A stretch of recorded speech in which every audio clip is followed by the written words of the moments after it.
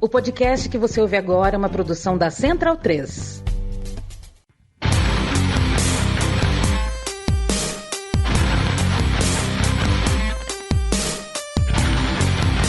Começa agora o Xadrez Verbal. Bom crepúsculo, ouvintes do Xadrez Verbal. Meu nome é Felipe Figueiredo e você deve estar se perguntando, cadê o Matias? Pois bem, gente, o Matias, ele quebrou a perna. Ele sofreu uma fratura, tá? Não é pegadinha, nem nada disso. Ele está sob ordens de repouso completo. Felizmente não vai precisar de cirurgia nem nada, tá? Foi 3 dias atrás. Então o Matias está de molho, por enquanto, tá? E antes de eu explicar a proposta do programa de hoje, né, dá um recado importante. A gente divulgou no fim do programa passado, porém, né, repeti agora, no próximo dia 5 de abril, um sábado, aqui em São Paulo, nós teremos o lançamento do livro Genocídio Armênio, Histórias e Disputas Políticas no Presente, do nosso querido Heitor Loureiro. O livro é editado pela editora Juruá, como parte da coleção História FM, que é organizada pelo também nosso amigo Iclis Rodrigues. E o lançamento será no Café Território Livre, na rua Martinico Prado, número 257, em Santa Cecília, aqui em São Paulo, a partir das 16 horas, no dia 5 de abril. Eu estarei lá. O Matias, infelizmente, agora não sei se podemos confirmar a presença dele ou não, mas vão, tá? Adquiram o livro, aproveitem para pegar um livro autografado, conhecer essa pessoa maravilhosa que é o Heitor Loureiro, tá bom? E vamos lá, sobre o programa de hoje. No final de 2023, nós fizemos um programa especial sobre mulheres na diplomacia. Nós contamos aquele programa com a embaixadora Irene Vidagala e as professoras Tatiana Berringer e Mariana Davi Ferreira. E desde então, né, a gente pensava em fazer uma nova edição desse especial, né, e a ideia original era publicar na semana do dia 8 de março, o Dia da Mulher. Porém, isso não foi possível. Mas, então, agora nós vamos ter esse especial Mulheres da Diplomacia 2025, em que tivemos o privilégio de entrevistar a embaixadora Vanessa Dolce de Faria, que é alta representante para temas de gênero do Ministério de Relações Exteriores do Itamaraty, tá bom? Tenho certeza que vocês vão gostar muito da conversa. E aí, semana que vem, né, torcer, inclusive, né, agora precisamos também torcer, né, para o Matias poder pelo menos, né, trabalhar, mas aí semana que vem teremos o noticiário bastante recheado, inclusive porque essa semana, né, nós tivemos notícias que até, entre aspas, furaram a bolha, né, do noticiário de política internacional, né, tiveram grande repercussão, como por exemplo políticos dos Estados Unidos compartilhando materiais confidenciais num aplicativo de mensagens com um jornalista no grupo. Tivemos um cidadão brasileiro que foi morto sob custódia israelense. Então, semana que vem a gente tem o noticiário habitual, tá? Embora eu que tenha conduzido a entrevista, a pauta ela foi montada, né, coletivamente. Então, o Matias, a Silvia Colombo, a Vivi Almeida e também a professora Monique Sorachevski, nossa amiga, também contribuíram para essa pauta, tá bom? E antes da gente começar, né, antes de passar para a entrevista, lembrar vocês que esse programa é feito em parceria com a Alura, a maior escola de tecnologia do país, apoiadora do Xadrez Verbal. E se você acha, Felipe, a Alura não tem nada a ver com esse tema, mulheres da diplomacia, né, meu Deus, né? Não, você precisa saber, por exemplo, que a primeira pessoa programadora da história foi uma mulher, a Ada Lovelace. E justamente para incentivar mais pessoas a entrarem no mundo da tecnologia em 2025, que a Alura oferece 15% de desconto em todos os planos para quem se cadastrar utilizando o link de parceria. Com uma matrícula, você consegue acessar todos os cursos com formações completas para quem quiser fazer transição de carreira ou aprofundar os seus conhecimentos. A Alura é o ponto de partida ideal se você busca novas oportunidades em 2025. Você vai ter acesso à Lure, às comunidades exclusivas e todos os cursos têm certificado. Então, muito obrigado, Alura, por apoiar o Xadrez Herbal. E se você quer dar o próximo passo na sua carreira, aproveita 15% de desconto lá no link alura.tv/xadrezherbal, tá bom? E um último pedido para vocês, tá? Compartilhe esse programa, especialmente com mulheres e meninas que você conheça que estudam relações internacionais, gostariam de estudar relações internacionais, gostariam de entrar no Itamaraty, prestar o concurso de admissão à carreira diplomática, né? Compartilhe essa entrevista com essas pessoas, porque eu acho que pode ser algo bastante valioso para elas, tá? Acho que ficou uma entrevista muito legal, então fazer esse pedido aqui especial para vocês. E agora, como diria o Matias, né, sem mais delongas, vamos para a entrevista com a embaixadora Vanessa Douti de Faria, alta representante para temas de gênero do Itamaraty.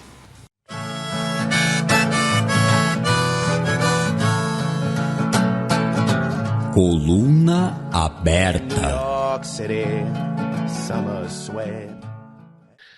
Bem, pessoal, com muita satisfação, a gente recebe aqui para essa entrevista, para esse programa sobre mulheres na diplomacia, a embaixadora Vanessa Douti de Faria, ela que é a alta representante para temas de gênero do Ministério das Relações Exteriores. Ela é diplomata de carreira desde 1999 e antes de passar a palavra para a embaixadora, mandar um abraço também, agradecer, né, o diplomata Marcel Soares de Souza, que fez a ponte entre nós dois.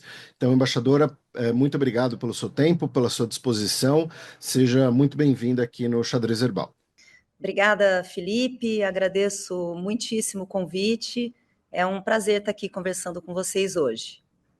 E, embaixadora, a gente acho que seria apropriado a gente começar a nossa conversa falando um pouco da carreira da senhora, né? Como mencionei, a senhora ingressou na carreira diplomática em 1999, né? Então, como foi a formação, o que a inspirou em entrar para a carreira, em desejar para essa carreira, e como tem sido, né, a sua carreira, especialmente a partir deste olhar, né, sendo atual representante, né, alta representante para temas de gênero, né, olhar para essa carreira também com essa perspectiva de gênero. Então, Felipe, eu estou na carreira diplomática já há metade da minha vida, né? Eu tenho 50 anos e eu entrei com 24. Então, assim, resumir tudo que eu fiz, a gente ia ficar muito tempo aqui, mas eu disse para os meus pais que eu queria ser diplomata muito nova, eu tinha 12 anos de idade, a primeira vez, eles dizem, né, que eu vim com essa história. E a gente não sabe muito bem de onde isso veio, porque eu não tinha visto nunca nenhum diplomata na minha vida até entrar no Itamaraty. A minha família não tem nenhuma relação, mas talvez meus pais tivessem, eu gostava muito de língua sempre, né? Fiz um intercâmbio, morei fora do Brasil, morei na Alemanha, com 16, 17 anos de idade, numa época que não tinha internet, logo depois da caída do Muro de Berlim, e não tinha WhatsApp, então foi uma experiência, assim, de um ano muito forte na minha vida, e quando eu voltei do intercâmbio, eu já tinha clareza, assim, que eu queria ser diplomata, mas eu não tinha muita ideia do que era, né? Eu fui descobrir mesmo quando eu passei. Eu fiz Direito, eu entrei em Direito na USP, aí comecei a me preparar mesmo durante o curso de Direito. Naquela época ainda exigiam francês, né? Eu acho que a minha turma foi a primeira em que o francês deixou de ser obrigatório. Também podia prestar antes de terminar a graduação, mas eu sempre quis concluir a graduação. E aí, quando eu entrei no Itamaraty, mudei para Brasília em 99, eu prestei, na verdade, em 98, e eu não passei no pré-teste, que é algo que acontece muito com as mulheres, né? A gente presta sempre em torno de 40%, mas a gente entra sempre aí 23%, 22%, 24%. Isso aconteceu comigo também, então eu não passei no pré-teste. No ano seguinte, que eu considero que eu estava não tão bem preparada, eu passei. E aí também tinha feito outros planos, tinha conseguido uma bolsa para estudar, fazer pós-graduação fora, mas optei pela carreira E entrei jovem, né? Entrei super, super jovem. Eu já tinha tido um pouco de experiência profissional. Trabalhei no ano que eu não passei, no escritório de advocacia. E aí vim para a carreira e peguei um momento no começo, assim, muito bacana, porque o Brasil, a gente negociava à época muitas coisas, né? E eu trabalhei com direitos dos povos tradicionais, proteção a recursos genéticos, propriedade intelectual. Então, comecei minha carreira negociando esses temas, o cupuaçu é nosso, enfim, uma série de ações que a gente fez naquele momento. Também fui negociadora na ALCA, que logo acabou, né? Peguei essa transição para o primeiro governo Lula e também a grande abertura para a sociedade civil, que é algo que atravessa muito a minha carreira, né? E também a tese que eu fiz é sobre isso, que numa determinada etapa da nossa carreira a gente tem que fazer uma tese, né? Para poder chegar a embaixador. E eu fiz sobre participação social, e aí fiz coisas muito diferentes, né? Servi muito fora, fui cedida, fui chefe de gabinete no Ministério do Planejamento, Orçamento e Gestão e também na Secretaria-Geral da Presidência. Trabalhei na assessoria especial da presidenta Dilma, e no exterior eu fiz 3 postos. Eu servi em Buenos Aires, em Assunção, e durante o governo Bolsonaro no Consulado Geral do Brasil em Barcelona. Então, também sempre gostei muito de ficar em Brasília, assim, não sou uma diplomata muito desapegada. Eu sofro muito toda vez que eu vou embora de algum posto, assim. Eu sou canceriana, acho que tem a ver com isso também, acho que não é para a gente é mais difícil. Então, também saí menos, assim, poderia ter feito mais postos, né? Mas eu gosto muito da experiência em Brasília, né? Que é de onde saem as instruções, onde a política externa é gestada mesmo, né? E aí fui convidada para esse cargo, que está fazendo 2 anos, alta representante para temas de gênero. E essa é toda uma nova história. Não sei se você quer que eu direcione agora para isso, se você quer perguntar alguma coisa Eu acho que específica. seria interessante, né? Porque é um cargo novo, inclusive, né? Foi criado em março de 2023, com a nomeação da senhora. Então, aproveitar o gancho e falar um pouco da função, né? Quais as funções, atribuições da alta representante para temas de gênero. Tá. Então, quando esse cargo foi criado, que foi no começo do governo agora Lula 3, né? Ele foi criado primordialmente com a preocupação de o Brasil retomar, de ajudar o Brasil na retomada das nossas posições tradicionais em gênero e direitos humanos, né? Então, veio para ajudar, ou veio ao encontro de um esforço de que nós retomássemos uma trajetória estatal mesmo de posições. Então, durante todo o ano de 2023, a gente normalizou a nossa atuação externa, inclusive em gênero e direitos humanos. Então, a gente deixou o consenso de Genebra, na primeira comissão sobre a situação da mulher em 2023, a gente voltou aos nossos posicionamentos tradicionais, a gente voltou a falar de gênero, né, o que era proibido, interditado no governo anterior, a gente voltou a ter uma visão absolutamente inclusiva das mulheres, nós não deixamos nenhuma mulher para trás, nós compreendemos as mulheres em toda a sua diversidade. Então, havia essa perspectiva política muito forte naquele ano. E ela foi corroborada, Felipe, por algo que o Itamaraty plasmou entre os 10 objetivos da nossa política externa no plano plurianual 2023-2027, que é a transversalização de gênero e raça na política externa brasileira. A minha função principal é ajudar que gênero, com essa visão de interseccionalidade, sobretudo raça, esteja presente não só na área tradicional de direitos humanos e de temas sociais, que sempre acompanhou essas negociações e discussões na política externa, mas em todos os campos. Então, no G20, na COP, inteligência artificial, enfim. A minha função é tentar que essas discussões tenham uma ponte entre elas e que gênero, essa perspectiva de gênero esteja presente o máximo possível de campos na política externa. E a senhora mencionou a questão, né, da transição de um governo para o outro, né? Algumas diferenças que nós tivemos de um governo para o outro, né? Quando a senhora mencionou, por exemplo, né, a Convenção em Genebra, né, no governo anterior, isso foi muito marcado ali pela atuação da então ministra Damares em relação a temas como, por exemplo, aborto de gestação. E para talvez, né, criar algo mais sólido, que não fique, né, dependente de um governo para outro, né, ou que não fique vulnerável a mudanças, né, tão bruscas assim de políticas, o que pode ser feito, o que tem sido feito nesse sentido, né? E aí eu gostaria de subdividir essa pergunta, né? Uma delas foi inclusive algo que eu conversei com a professora Monique Sochachevski, que também é sua amiga, né? Eu comentei que nós faríamos essa entrevista. E então, assim, a partir, né, dessa pergunta formulada por ela, né, o que a senhora pode comentar sobre o plano de ação, né, de igualdade de gênero lá de 2023? O que tem sido feito em relação a esse plano de ação dentro do Itamaraty? Então, Felipe, vamos lá, é uma pergunta ampla que também me dá a possibilidade de comentar vários eixos que eu acho que são importantes.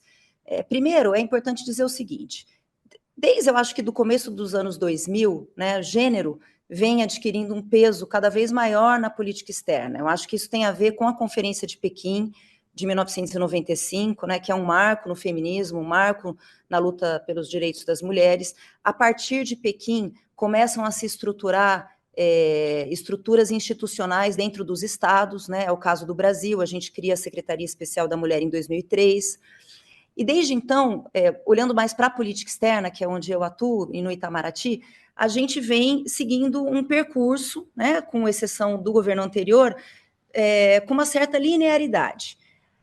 E por que tem sido assim? Porque cada vez mais é evidente que nenhuma crise é neutra em termos de gêneros, em termos de gênero.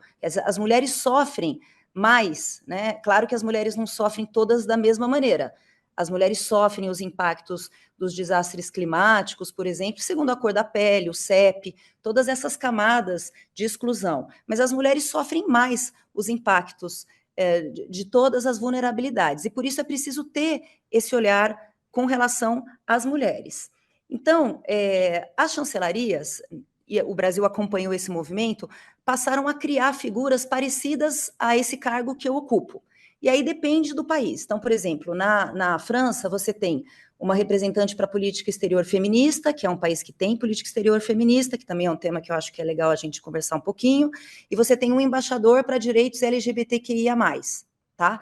Aí você tem países que têm política externa feminista, não tem propriamente uma embaixadora com um cargo específico, mas tem lá uma embaixadora à frente disso, como é o caso do México e do Chile. Você tem a Colômbia, que tem uma embaixadora para política externa feminista, ou você tem um embaixador, por exemplo, no caso dos Países Baixos, cuidando disso, né? Então, o meu trabalho principal, e talvez especialmente no primeiro momento, foi travar contato com essas autoridades, sobretudo na América Latina, porque a gente percebe que os problemas de uma mulher brasileira são mais parecidos com os problemas de uma boliviana, com os problemas de uma mexicana, do que com os problemas de uma alemã ou uma sueca, o que não quer dizer que a gente não possa trabalhar junto e que elas também não enfrentem preconceitos e machismos, mas a gente tem esse olhar voltado para a região pelas similaridades. Então, eu venho trabalhando muito com essas homólogas, né, especialmente da América Latina.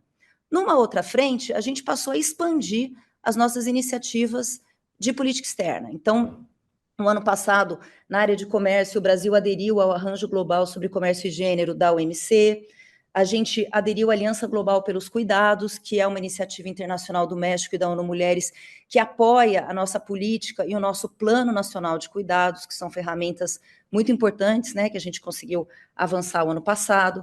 O Brasil, na área consular, que é mais parte do Itamaraty mesmo, a gente fez 3 cartilhas, então, voltadas para a prevenção de violência contra mulheres brasileiras no exterior, para a questão do tráfico de pessoas, também para a questão da subtração de menores e a Convenção de Haia, que é um grande problema que a gente tem com as nossas imigrantes que sofrem violência, né, nos seus casamentos, nas suas relações, acabam voltando para o Brasil com as crianças, e aí, à luz da Convenção de Haia, essas crianças acabam sendo devolvidas, muitas vezes, para os pais abusadores e assediadores.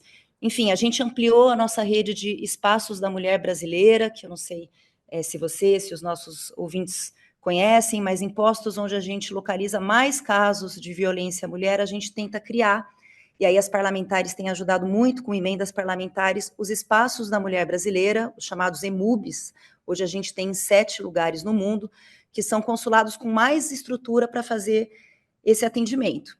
E a gente tem buscado elevar também esse tema de gênero em áreas onde eles não são tradicionalmente tão debatidos. Então, dando um exemplo, G20 o ano passado, né? A gente presidiu pela primeira vez na nossa presidência o grupo de trabalho de empoderamento das mulheres. Esse grupo teve 3 eixos, um dos eixos foi justiça climática, que é um eixo avançado, progressista de discussão num fórum como foi o G20, e buscando que isso foi uma orientação do presidente Lula, que todos os grupos do G20, não apenas o grupo de empoderamento de mulheres, tivesse um olhar transversal de gênero.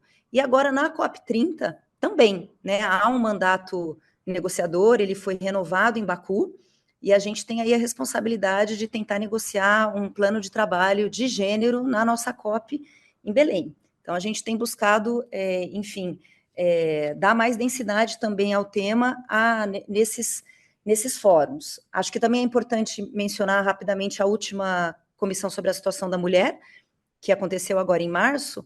Esse é o segundo maior evento do calendário da ONU em Nova York, só perde para a Assembleia Geral em setembro. Uhum. E agora, em março, a gente comemorou os 30 anos de Pequim, né? Então, houve uma declaração política.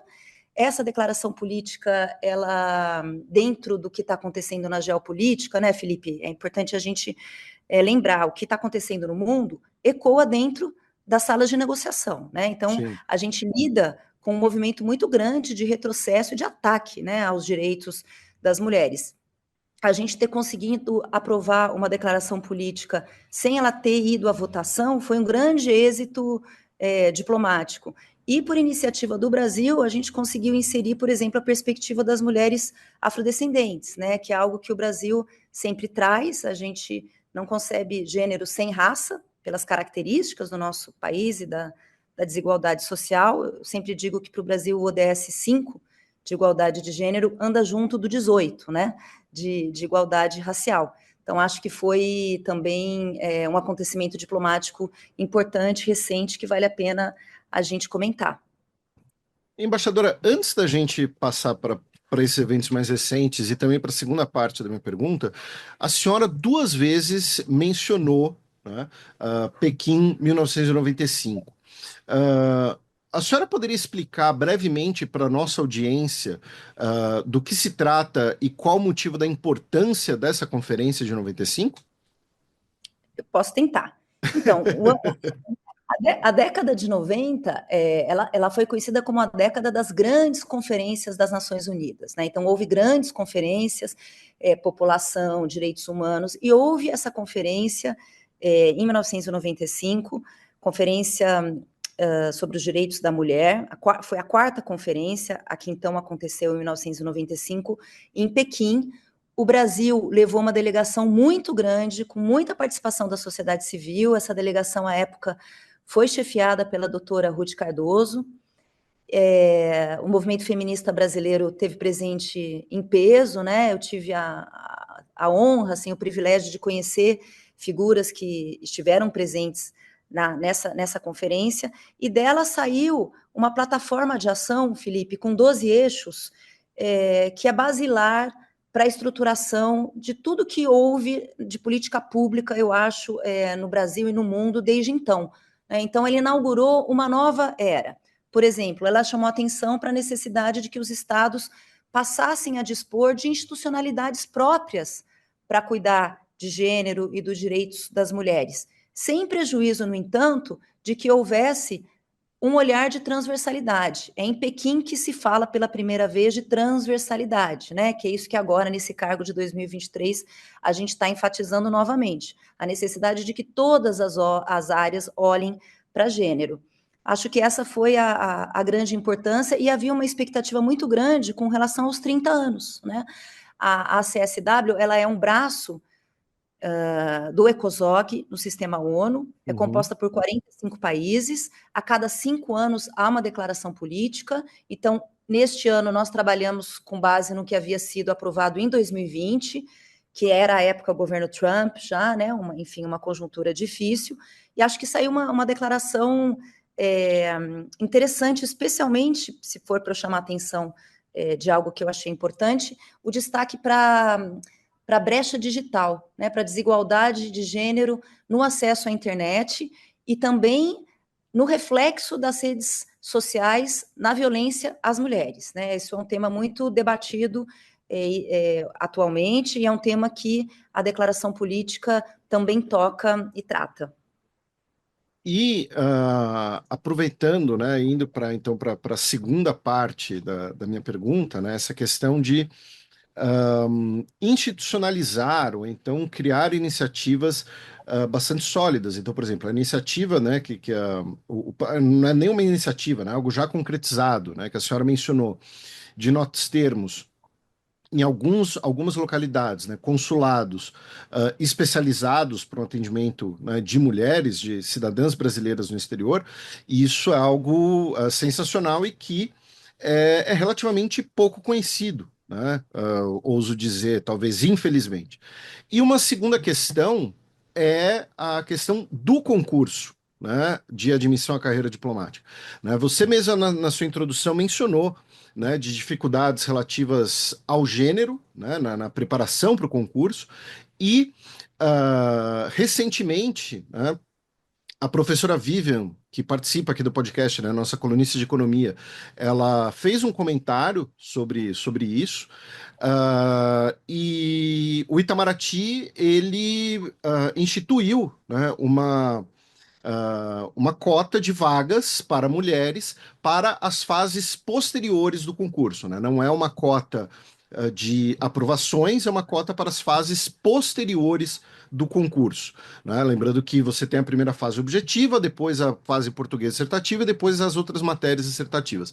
Então, o que tem sido feito, o que a senhora pode comentar sobre essa questão do concurso e sobre planos, né, políticas internas ao Itamaraty, não apenas lidando com o público? Então, Felipe, você trouxe um aspecto que também me preocupa e que eu acho que é muito importante. Assim, no Estado, a gente tem que buscar sempre institucionalizar o máximo possível. Isso não garante que as políticas não possam ser destruídas, né, e varridas. E a gente viu isso. Mas isso dificulta. Então, eu acho que iniciativas que busquem a institucionalização ou que busquem trazer um novo retrato e aprofundar a inclusão, elas são extremamente importantes e a gente vem tentando fazer. Então, com relação ao concurso, né, só para o pessoal entender, e eu vou falar da reserva de vagas no concurso de admissão, mas é importante ter um quadro, assim. As mulheres no Itamaraty, tradicionalmente, a gente entra numa porcentagem muito baixa, que gira em torno de 23%. Acho que eu já mencionei isso hoje, né? Não é só no Itamaraty que a gente é minoria. Na verdade, a gente é minoria nos espaços de poder em geral, né? O Brasil tem um dos índices mais baixos, acho que é o segundo mais baixo nas Américas, de representatividade no parlamento, só 18%, né? A gente avançou com o número de ministras, nunca houve tantas ministras, mas ainda é um número muito baixo, muito aquém da paridade. Então, a gente vive uma realidade no Brasil e no mundo em que a gente é metade da população, né? Mais da metade, mas a gente não ocupa metade do poder político e econômico. Então, quando a gente fala de inclusão, e especificamente de medidas afirmativas, a gente está visando corrigir uma questão de injustiça, né? O pessoal tem muito medo, ainda sinto assim, eu sou feminista, e às vezes eu chego para uma conversa e pergunto, e aí, quem é feminista aqui? Ninguém levanta a mão, mas se eu pergunto assim, quantos de vocês defendem que homens e mulheres tenham as mesmas liberdades, as mesmas garantias e os mesmos direitos? Quase todo mundo vai dizer que sim, né? Então, é disso que a gente está falando. No concurso de admissão, a gente sabe, e a gente sabe mais ainda agora, porque nós começamos, para promover ação afirmativa, a fazer censos. Então, primeiro passo que o Estado tem de fazer é tirar uma fotografia da realidade para poder pensar política pública, né? Nós fizemos 3 censos sobre mulheres na diplomacia, 2 censos étnico-raciais, e agora lançamos recentemente um censo de pessoas com deficiência. E com isso a gente conseguiu olhar para o que é o corpo de funcionários do Itamaraty.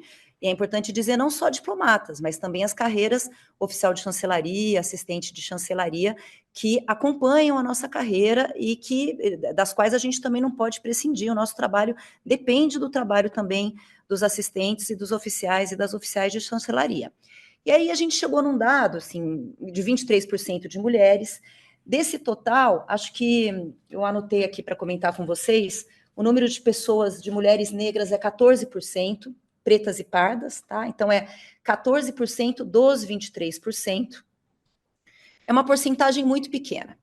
Quando nós fomos instadas, o presidente Lula, ele assinou um decreto no final de 2023, que instituiu o Programa Federal de Ação Afirmativa. Presidente Lula e ministra Aniele Franco. E todos os ministérios foram instados a cumprir com esse decreto e apresentar planos ministeriais de ação afirmativa. A gente passou a trabalhar para cumprir com essa determinação. Então, o plano, o programa federal fala nos seguintes coletivos: mulheres, negros, indígenas e quilombolas e pessoas com deficiência. E aí a gente passou a estruturar o nosso plano de ação, nosso PFAA, que foi lançado finalmente em dezembro do ano passado, com 34 ações, 24 voltadas para mulheres, tá? O pessoal encontra facilmente isso na internet. Então, tem desde ações consulares até bolsas para mulheres de baixa renda, mulheres negras, mulheres indígenas, e também essa que eu considero a medida mais impactante, que é a reserva de vagas para a segunda fase, né? O que a gente fez? Como a gente não tem um arcabouço legal como existe para negros, né? E a gente tem que evitar, tentar evitar a judicialização, porque tudo que a gente não precisa é de que a pauta de diversidade, que a gente facilite para os grandes adversários ideológicos da inclusão e da diversidade. Então, a gente tem que fazer as coisas com muita segurança jurídica. A gente buscou, da primeira para a segunda fase, a gente reservou um percentual, no caso foram 75 vagas, porque a gente queria garantir que da segunda para a fase seguinte, pelo menos 40% dos candidatos fossem mulheres. Então, o número de vagas para passar para a segunda fase no pré-teste, ele foi mantido, tá? Mas a gente chamou 75 mulheres a mais para que se chegasse num número total de vagas onde as mulheres fossem 40% e então seguisse o certame. O resultado disso é que a gente teve 60% a mais de mulheres aprovadas do que se a gente não tivesse adotado a medida, né? Além de ninguém ter judicializado, se a gente não tivesse adotado, a gente teria, no final, tido 20% apenas de mulheres. Com essa medida, a gente chegou a 32%. Tá? Que é menos de 50%, que é o que a gente quer, mas é muito mais que 23%.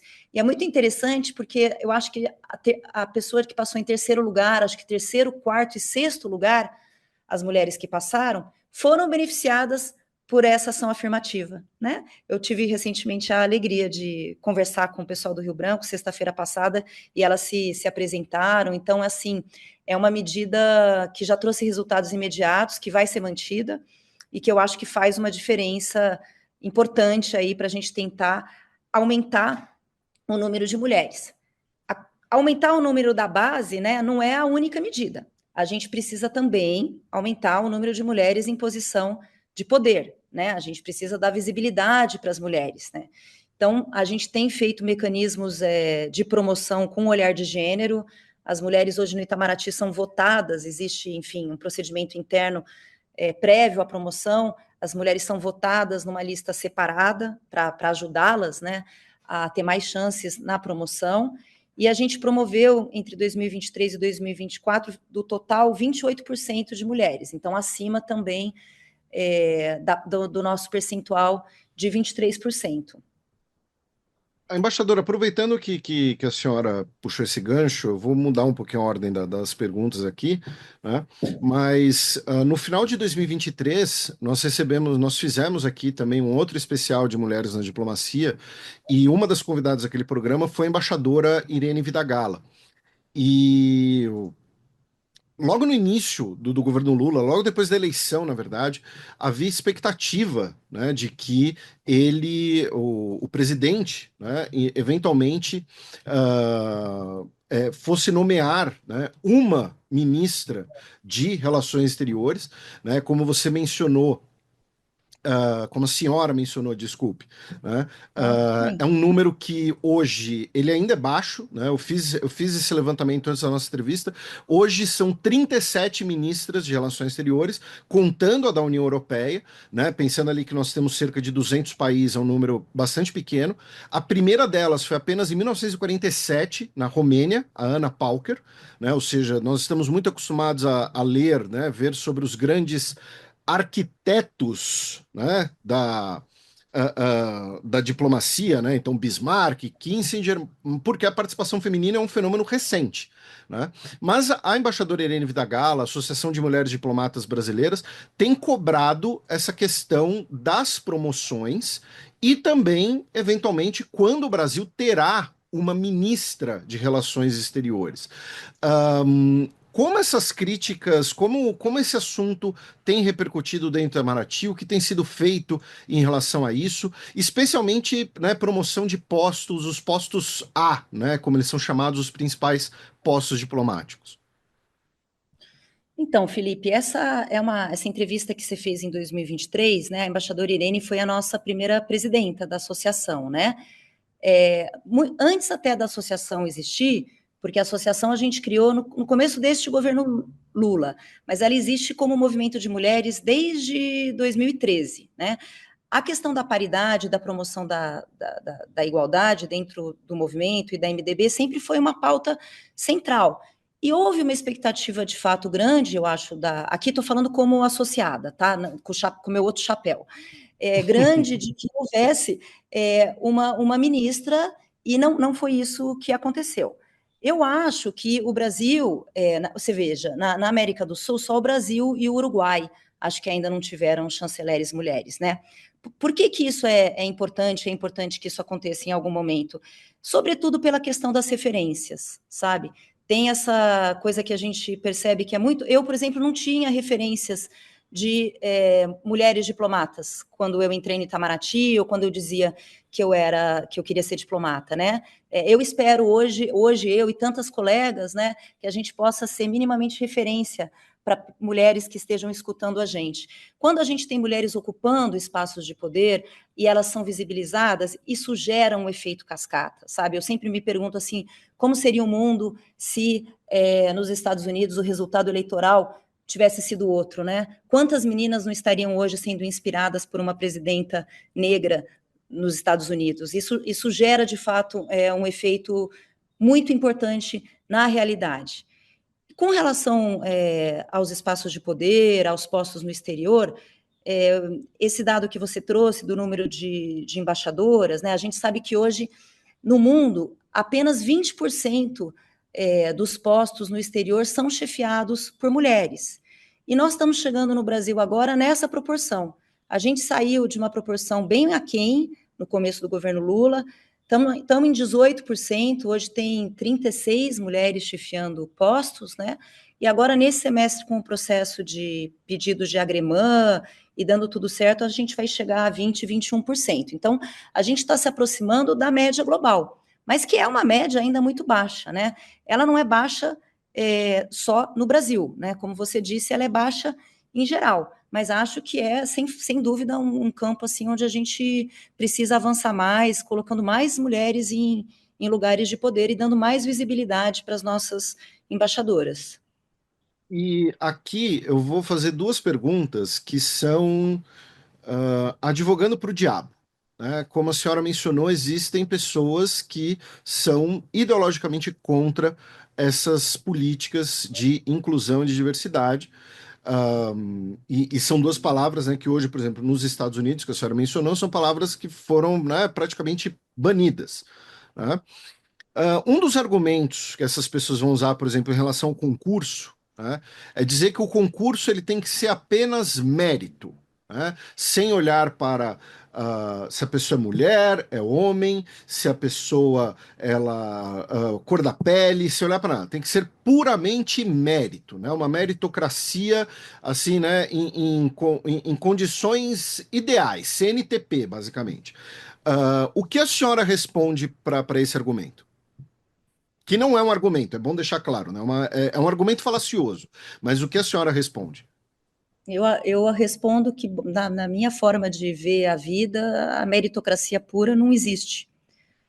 O que não quer dizer que o esforço não deva ser recompensado e reconhecido.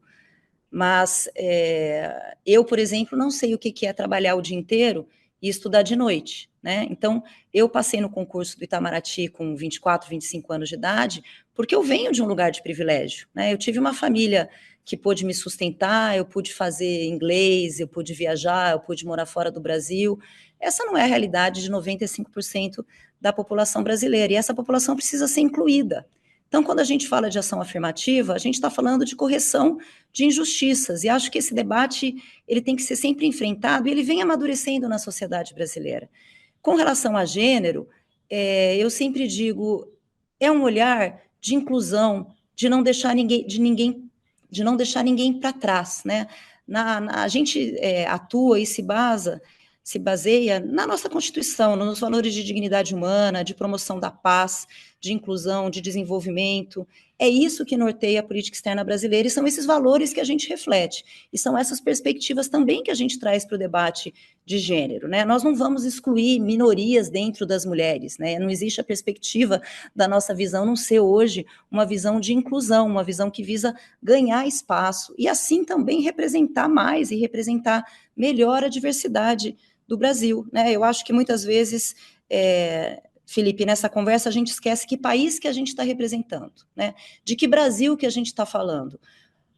Olha, a pobreza ela tem a cara de uma mulher negra, né? Todos os problemas que nós enfrentamos no nosso país que tem a ver com a desigualdade, a gente precisa se lembrar de que Brasil a gente está falando, e a gente precisa trazer esse Brasil também para a política externa, a gente precisa aproximar o Itamaraty e a política externa da cara do povo brasileiro, né? Eu acho que assim a gente vai tornar a instituição e também a política externa mais democráticas e mais representativas. E a segunda advogada para o diabo, e aí isso vai transicionar inclusive para a minha próxima pergunta, quando estavam se especulando os nomes do gabinete do atual governo brasileiro, né, se especulava alguns nomes para, como nós mencionamos, uma mulher no cargo de Ministério de Relações Exteriores, como, por exemplo, a embaixadora Maria Luísa Ribeiro Viotti, que hoje está na embaixada em Washington, né? E um comentarista de um canal de notícias, ele disse que, na verdade, essa discussão sobre ser uma mulher era uma discussão ideológica, porque teriam questões práticas a serem pensadas, como, por exemplo, o fato de que em alguns países talvez uma mulher não fosse ser recebida ou ser tão bem recebida quanto, né? Então, considerando, né, essa realidade que, obviamente, nós vivemos sim em um mundo, né, machista, em que alguns países você vai ter, né, até mesmo proibição de acesso à educação para as mulheres, mas sendo a senhora uma embaixadora na função que a senhora ocupa e com essa missão, como a senhora avalia esse suposto argumento, né, contra uma ministra mulher?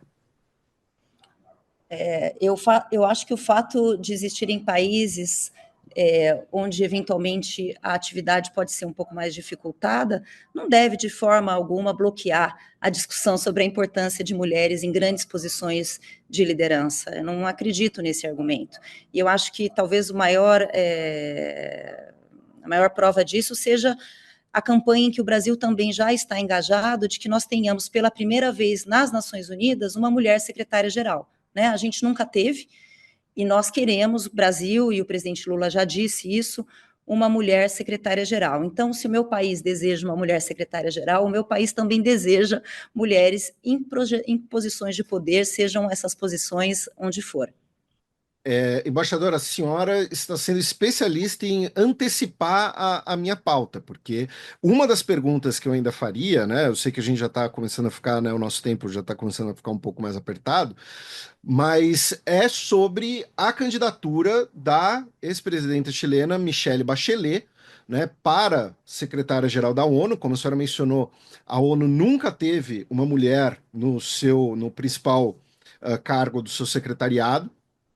Então, o que a senhora pode comentar, claro, né, publicamente acaba complicando um pouco, né, mas o que a senhora pode comentar sobre essa questão, se existe qual o tamanho dessa possibilidade, se pode enfrentar resistências, né, de alguns outros países, entrando aqui um comentário meu, tá, gente, que não tem nada a ver com a embaixadora, né, eu acredito que o governo Trump vai resistir pela questão, talvez, de gênero, e por ela ser uma mulher de um governo de esquerda, e também talvez a China, né, porque ela assinou o relatório em relação aos uigures, mas enfim, o que tem sido comentado, né, sobre a possibilidade da Michelle Bachelet, ou eventualmente alguma outra mulher para esse cargo? Olha, Felipe, não é nem porque a gente está na internet, é porque isso está muito incipiente mesmo, tá? Tá. Existe, eu acho que, um consenso muito grande de que deve ser uma mulher. E aí, nesses processos, o que vai acontecer? Os países e os blocos vão começar a pensar em quais são as candidatas mais competitivas, né? O nome da ex-presidente Michelle Bachelet é um nome, mas também são aventados outros nomes. Mas não tem um quadro parlamentar, está realmente muito incipiente essa discussão. Eu acho que a eleição é só em 2027, né? Então está Uhum. um pouco longe ainda, né? O que aconteceu é que a Bachelet recentemente, eu acho que até a margem lá da CSW que eu mencionei, num debate com a Michelle Obama, ela disse, né, que ela vai ser candidata. Eu acho que isso se tornou mais público e aí deu uma ajudada assim nessa conversa. Mas sim, o que é importante ficar, e aí também conto com a imprensa e com a opinião pública mobilizada, a gente precisa lutar para ter uma mulher secretária-geral finalmente nas Nações Unidas. Acho que isso já passou da hora, isso tem que acontecer. E uma outra questão que eu acho que a senhora tem muita propriedade para esclarecer para mim e para os ouvintes, né? Quando a senhora estava mencionando alguns países, né, a senhora falou, por exemplo, a França tem uma política externa feminista, né? A Suécia é o país que é considerado que talvez tenha inaugurado na prática esse conceito de uma política externa feminista, né? Então, a senhora poderia explicar para a gente, por favor, né, o que se trata, o que é uma política externa feminista e como isso é diferente de você ter uma perspectiva, né, de temas de gênero, né, que você ter uma perspectiva de temas de gênero não necessariamente é uma política externa feminista, né? Mas enfim, por favor, ensine a gente sobre isso. E a senhora, inclusive, tem um artigo, né, sobre esse assunto, por isso que eu mencionei que talvez né, é uma das melhores fontes possíveis para esclarecer sobre isso. Legal. Então, Felipe, de fato é um movimento recente, né? A Suécia, em 2014, a Suécia foi o primeiro país que inaugura isso, que traz isso, que se autodeclara tendo uma política externa feminista. Aí a Suécia ela vai ser secundada por uma série de países, primeiro no norte global, então Alemanha, França, Espanha, Canadá. Aí a gente tem o México em 2020, depois o Chile 21, 22, depois a Colômbia 22, 23. E se eu tivesse que, assim, didaticamente resumir, eu acho que, em comum, uma política externa feminista tem dois grandes eixos. Primeiro, o peso na maior representatividade feminina.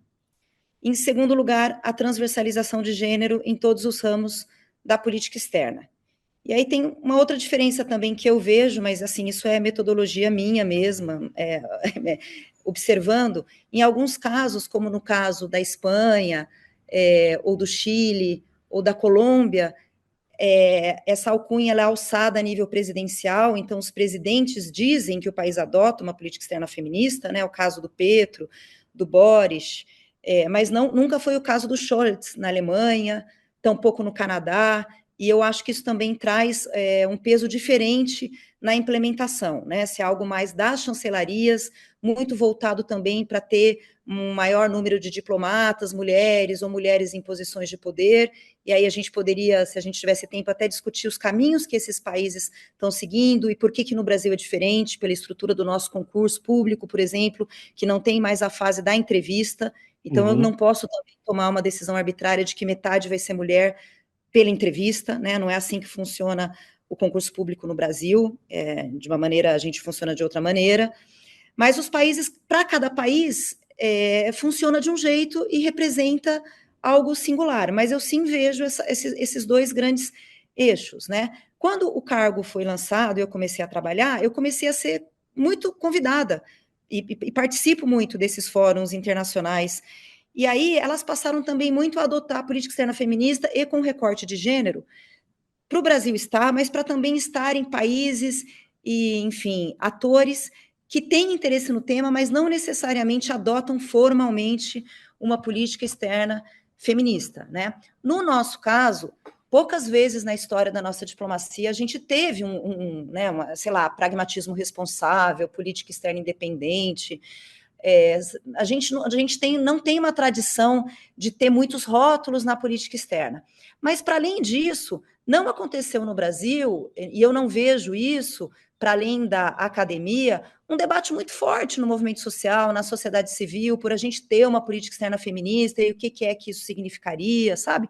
Então, eu não acho sequer que exista uma resistência. Eu acho que aqui, dentro do processo desde 2023 de reconstrução e o estado das coisas e as dificuldades e os desafios, o trilho foi outro, né? Para cada país é de uma forma. Mas a gente sim acompanha, e eu acho importante dizer também que nós aderimos a uma declaração de política exterior feminista, da CELAC, em 2024. O presidente Lula se somou no fórum da CELAC. É uma declaração que fomenta a paridade no poder, enfim. A gente fez movimentos assim, a gente tem participado ativamente. E para caminharmos para o nosso encerramento, embaixadora, serão duas perguntas mais abrangentes, assim, que a senhora pode tratar absolutamente do que a senhora quiser e achar mais apropriado. O primeiro deles é, pensando nessa missão, né, de temas de gênero na política externa brasileira, no Ministério de Relações Exteriores, também, inclusive, na imagem exterior do Brasil, né, porque isso entra também no que a senhora falou, né, de altos cargos do poder decisório, né, então isso afeta, inclusive, a imagem do país, né? Quais são, na visão da senhora, os principais obstáculos para isso hoje? A gente tem ótimas embaixadoras, mas a gente ainda não tem um número ideal, né? A gente tem hoje, nos dois últimos degraus da carreira, cerca de 20% de mulheres. É um patamar pequeno. A gente precisa aumentar esse patamar, Felipe. Por isso que a gente precisa, de fato, incidir na base, né? A gente precisa que mais mulheres subam, para a gente ter um universo maior de projeção também. Porque é sempre importante lembrar que quem escolhe ministro das Relações Exteriores, ou mesmo as indicações, são indicações, e é assim, de escolha do presidente da República, né, que é quem dita a política externa brasileira. O ministro das Relações Exteriores, ou a ministra, assessora o presidente da República. E a política externa, ela é política, né? Se ela não fosse política, ela chamava outra coisa. Então, quero trazer essa dimensão também, porque essa dimensão, muitas vezes, ela é esquecida nesse debate. Então, faz sentido que o presidente escolha diplomatas e pessoas de sua confiança. As mulheres, historicamente, pelo funcionamento do sistema patriarcal, muitas vezes não participam tanto de esferas que as levem, né, a ter carreiras de maior projeção, a disputarem mais espaços de poder. Aí entram essas questões de maternidade, de como você concilia, né, coisas que ainda são mais complicadas para as mulheres e sobre as quais a gente está olhando também no Itamaraty, mas que precisam de um olhar do Estado mais cuidadoso para além da política externa. Essas questões, elas são históricas, né? No Itamaraty, a gente foi a última barreira de diferenciação, de desigualdade de gênero que a gente derrubou foi em 96, quer dizer, sei lá, 8 anos depois da Constituição de 88, que traz a igualdade formal entre homens e mulheres. Ainda prevalecia, eu acho que a do salário, quando um casal de diplomatas, primeiro, quando casava, um dos dois tinha que abrir mão da carreira. Uhum. Geralmente eram elas e não eles, né, que abriam mão da carreira. Aí, quando era lotado no exterior, um dos dois tinha que ganhar, acho que era 40% a menos. Quer dizer, era uma punição por você ser casado com uma diplomata, ou uma diplomata ser casado com um diplomata. Isso caiu em 96. Na nossa história, e tem um documentário muito bacana que o Movimento de Mulheres fez, o Exteriores, a gente conta a história, né, das diplomatas e todas essas barreiras. Quer dizer, essas barreiras foram dificultando. Pô, a gente passou por um período de 38, acho que até 54, reforma Oswaldo Aranha. O mesmo Oswaldo Aranha que permite que o Brasil seja o primeiro a falar hoje nas Nações Unidas, quando a gente abre a Assembleia Geral, é o nosso país, né, que tem a honra de falar. Enquanto chanceler, ele proibiu as mulheres. As mulheres, Maria José de Castro Rebelo, primeira funcionária pública do Brasil, não só a primeira diplomata, entra em 18, né? Mas aí a gente tem esse interregno de 38 a 54, pela reforma Oswaldo Aranha, em que nós somos interditadas de entrar. Então, é uma história de exclusão que não acontece só na diplomacia. Agora, por exemplo, nesta semana, hoje, né? Porque amanhã nós vamos ter um evento muito bonito no Itamaraty sobre as mulheres no nosso acervo, e as artistas mulheres do nosso acervo, que é patrimônio do povo brasileiro, as mulheres são apenas 20%. Então, a gente fez uma campanha que chama Elas no Itamaraty, Felipe. Sim. Todas as obras de artistas mulheres ficaram esse mês todo com um totem enorme, sim, assim, do lado, com a foto da artista e a história da artista, sabe? E aí a gente vai descobrindo, enfim, que até o século XIX as mulheres não podiam pintar nus artísticos. É uma história de exclusão e de dificuldades, não só na diplomacia, né, mas em todos os campos. E que eu acho que a gente vem avançando, né? Se eu comparo o Itamaraty hoje com o Itamaraty de 10 anos atrás, eu não tenho dúvidas de que a gente está num lugar muito mais avançado. Mas falta muito para a gente chegar na paridade. E a segunda pergunta mais abrangente, que é, podcasts ainda são, né, o podcast cresceu muito no Brasil, mas ele ainda é uma mídia de nicho. Só que, felizmente, talvez, o Xadrez Herbal ele conseguiu uma repercussão razoável dentro do nosso nicho. Então, nós temos muitos ouvintes e muitas ouvintes que serão alunas de RI ou REL, né, como chamam em alguns lugares do Brasil, inclusive Brasília, né, que cogitam fazer a carreira, né, prestar o concurso de admissão à carreira diplomática. Eu leciono História Mundial para esse público. Então, pensando talvez especialmente nessa audiência, ou seja, uma audiência jovem, que também tem um componente feminino, que pensa eventualmente no CACD, o que a senhora pode dizer sobre a carreira, sobre a atuação na carreira e sobre esse futuro da carreira com essas novas medidas que têm uma perspectiva de gênero? Olha, Felipe, eu fico muito feliz com o trabalho que vocês fazem. Eu primeiro queria dizer, eu não sou uma pessoa de podcast, eu tenho dificuldade de prestar atenção. Assim, eu não sei, mas eu acho que talvez seja geracional já. Eu não, mas quando eu entrei no Itamaraty, a gente mal tinha curso de graduação no Brasil. Eu me lembro que era, acho que só em Brasília, na UNB e talvez PUC. Não sei se já tinha na USP, né? Não, USP não tinha. O primeiro ano de RI na USP foi 2002. Olha só. E hoje o campo de RI é um campo imenso, né? Imenso, disputadíssimo.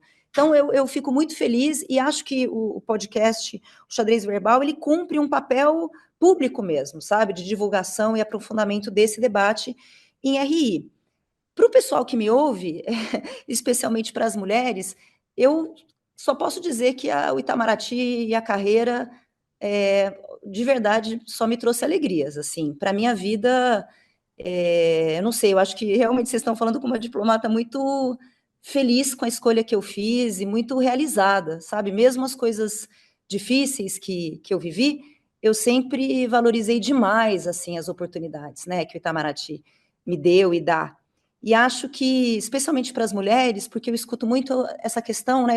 Eu sou mãe, né? Eu tenho filhos gêmeos, e eu tinha medo disso, né? Vou conseguir, isso vai acontecer na minha vida. Era realmente algo que me dava muito medo. Então, como eu sei que isso continua presente, porque isso aparece para mim, eu queria dizer a todas e todos e todes que o amor acontece também na vida dos diplomatas, né? As coisas acontecem e as pessoas se casam e a gente tem filhos e a gente tem uma margem grande na nossa carreira também para sair ou ficar mais tempo no Brasil ou escolher para onde a gente vai, né? Não queria que ninguém deixasse de tentar ser diplomata porque tem medo de não conseguir conciliar a vida pessoal. Embora, e aí com isso eu acho que eu encerro, é muito importante dizer também que não é uma carreira qualquer, né, Felipe? Não é, sabe? Eu acho que ser diplomata exige uma vocação, né? E o que é essa vocação? Tem que ser uma vocação de serviço público, tem que conectar com o nosso país. Eu acho que isso que tem que nortear o nosso trabalho, né? Para quem que a gente trabalha, o que a gente quer para o nosso país, qual é o grau de desenvolvimento em que nós estamos, aonde que a diplomacia tem que chegar, né? A gente não pode, e é um risco na carreira diplomática, se afastar da realidade do Brasil e da realidade de quem paga os nossos salários. Acho que essa talvez seja a mensagem mais importante que eu queria deixar. E para a gente fechar, todos, né, todo mundo que participa do Xadrez Herbal, especialmente pela primeira vez, né, a gente pega de surpresa e a gente encerra pedindo uma dica, uma sugestão cultural para a nossa audiência. Né? Não pode ser o documentário Exteriores, porque a senhora já mencionou ele, né? Mas pode ser um documentário, um livro, um filme que a senhora goste muito, que gostaria que as pessoas conhecessem mais, e, claro, também as suas considerações finais e o que mais a senhora quiser divulgar para a nossa audiência.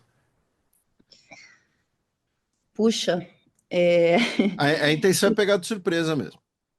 olha, eu acho que eu vou recomendar um livro que chama, eu não tenho certeza se o título é só de As Diplomatas ou Diplomatas, mas é um livro organizado por dois colegas, o Guilherme Friassi e a Thaís Mesquita, que é a história, são artigos sobre diplomatas mulheres, assim, e são mulheres que não aparecem, uma ou outra aparece no documentário, mas a maioria não.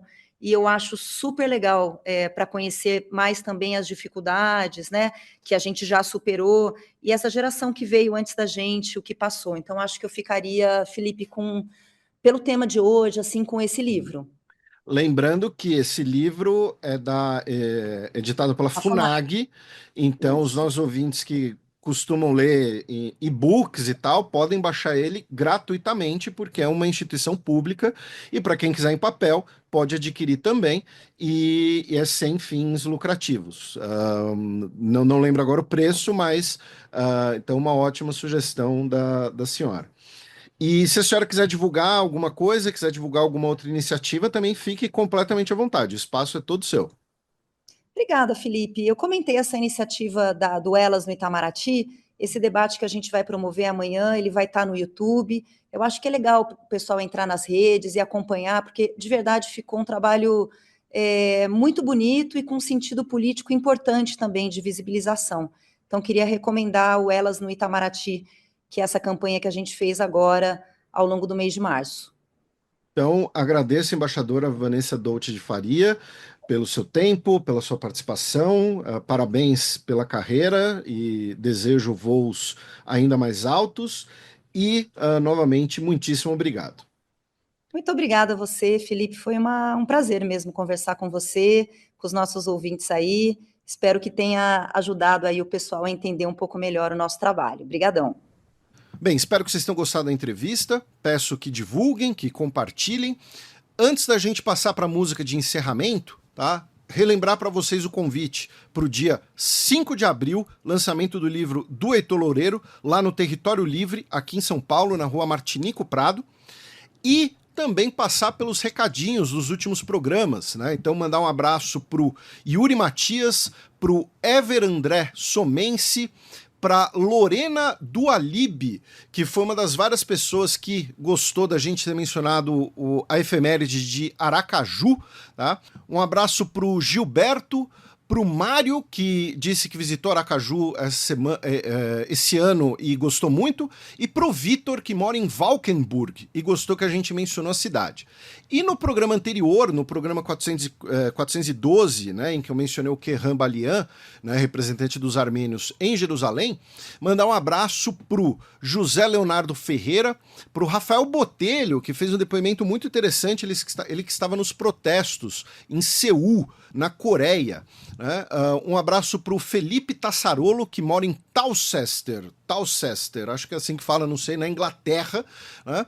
Um abraço para o Anderson Subtil, que ficou chateado que a gente não chamou a Arena da Baixada pelo nome, a gente chamou a Arena da Baixada de Arena da Baixada e não pelo nome do Name Rights. Então, um abraço para ele, muitos jogos na Arena da Baixada para ele. Um abraço para Júlia Prado, que gostaria de ir para Groenlândia com a gente. Um abraço para o Alexandre Heger, para o Eduardo Toffoli, para o Luciano Vieira, para o Arthur Liberato, para o Humberto, que fez um comentário muito interessante sobre a compra dos portos do Panamá pela BlackRock. Um abraço para o João Maia, para a Mísia, para o Fábio Paulini, para o Marcos França, para o Ricardo Berlim, para o Henrique Pinheiro.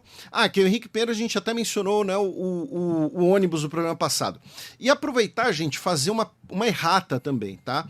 No último programa, no programa 413, eu disse que o Mahatma Gandhi era antissemita. Isso não é tão preto no branco assim, tá? Eu peço desculpas, eu falei de memória, né, devido a comentários, né? Ele fez vários comentários racistas na vida dele, especialmente antes, né, de ir morar na África do Sul, e eu acabei, enfim, ele tem alguns comentários, né, que são debatidos, né, dentro da comunidade judaica, como, por exemplo, ele disse que os judeus não deveriam ter resistido aos nazistas, né, de que eles deveriam ter feito uma resistência passiva apenas, enfim, mas eu peço desculpas pela errata. Tá? Pelo comentário, pela orelhada, boa e velha orelhada. Tá? E para a gente encerrar, nós vamos com uma música que, obviamente, né, o Matias que escolheu, né, já que no último dia 26 de março faleceu o cantor chileno Tommy Rey, tá? Nome artístico de Patrício Fernando Zuniga Yorquera. Tá? E para combinar, né, com a temática do programa, nós vamos com uma música que ele compôs em homenagem a Gladys Martín, que foi secretária-geral do Partido Comunista chileno. Ela foi uma ativista contra a ditadura Pinochet. Ela foi a pessoa mais jovem a ser eleita para o Congresso chileno e a primeira mulher a ser candidata à presidência do Chile. Tá? E o Tommy Rey compôs, né, a canção Una Mujer, em homenagem à sua amiga, e é com ela que a gente vai fechar o programa.